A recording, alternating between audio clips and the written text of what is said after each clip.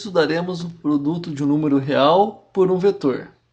Esse tópico também é comumente chamado de produto de escalar por um vetor.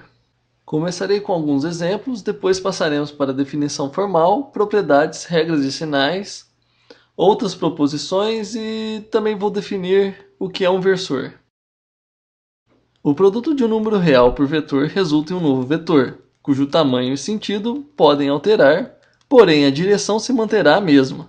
Por exemplo, podemos duplicar o vetor ao multiplicarmos por 2, e isso não muda sua direção e sentido. Mas também podemos inverter o sentido do vetor se multiplicarmos por menos 1. Isso muda apenas o sentido sem alterar a sua direção e seu comprimento.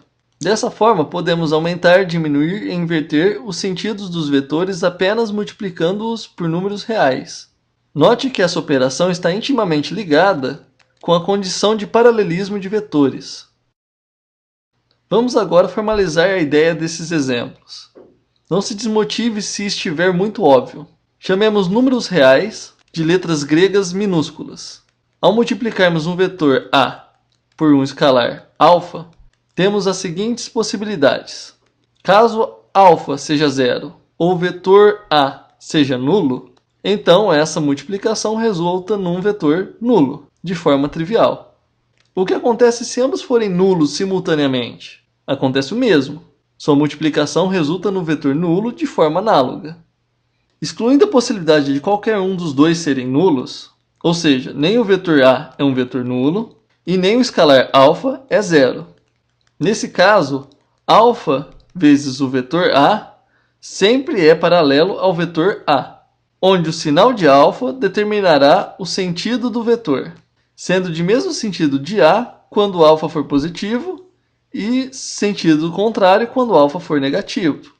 A norma de alfa vetor a é dada pelo módulo de alfa multiplicado pela norma do vetor a. Assim, alfa também pode aumentar ou diminuir o tamanho do vetor. Se o módulo de alfa for maior do que 1, irá aumentar o comprimento do vetor. Se for menor do que 1, diminuirá seu comprimento. Pergunta: no caso de números existe a divisão como operação inversa da multiplicação. Agora, no caso de vetores, existe divisão por escalar? A resposta é sim. Pode existir escalares dividindo vetores, pois nesse caso, essa divisão pode ser encarada como uma multiplicação por fração. Outra pergunta: existe divisão por vetor? Não, essa operação não é definida. Mais adiante no curso veremos mais operações entre vetores, como produto escalar entre vetores e produto vetorial. Por enquanto, atente-se ao fato de não existir divisão por vetor. Continuando. Essa operação apresenta certas propriedades similares às propriedades com números escalares ou matrizes. A propriedade associativa vale tanto para o escalar, multiplicando uma soma de vetores, quanto para um vetor multiplicando uma soma de escalares. O elemento neutro aqui é o número 1, pois quando multiplicado por um vetor resulta no próprio vetor. A comutatividade de escalares também é válida quando temos mais de um escalar multiplicando o mesmo vetor. Assim, tanto faz multiplicar beta por a e depois por alfa, ou multiplicar alfa por beta e depois por multiplicar pelo vetor a, ou ainda multiplicar primeiro alfa por a para depois multiplicar por beta. Tome cuidado com os sinais, eles obedecem à mesma regra de sinais da multiplicação. O sinal de menos pode ser sempre interpretado como um número menos 1 multiplicando escalares, ou vetores.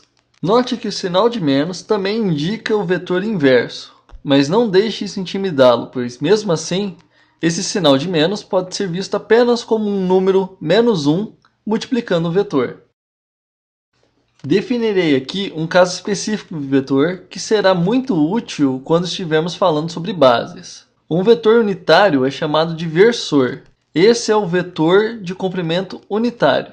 Escrevemos o versor com um circunflexo no lugar da seta, e ele pode ser definido como vetor dividido por seu módulo. Operação válida uma vez que o módulo do vetor sempre é um escalar. Para falarmos sobre paralelismo, ou seja, se dois vetores são paralelos ou não, podemos recorrer à multiplicação por escalar. Vou apenas anunciar algumas proposições sobre o paralelismo. Suas demonstrações virão em vídeos posteriores. No entanto, elas podem parecer muito óbvias. Dado dois vetores não nulos, A e B, dizemos que ambos são paralelos se e somente se existir um número escalar não nulo que, quando multiplicado pelo vetor B, resulta no vetor A. Similarmente, o inverso desse escalar, quando multiplicado pelo vetor A, resulta no vetor B. Quando dizemos se e somente se nessa proposição, estamos dizendo que sempre que A e B forem paralelos, esta relação de igualdade entre eles é verdadeira. Mas também significa que sempre que essa relação de igualdade for verdadeira, eles serão paralelos. Isso faz bastante sentido, segundo os exemplos usados no começo dessa aula.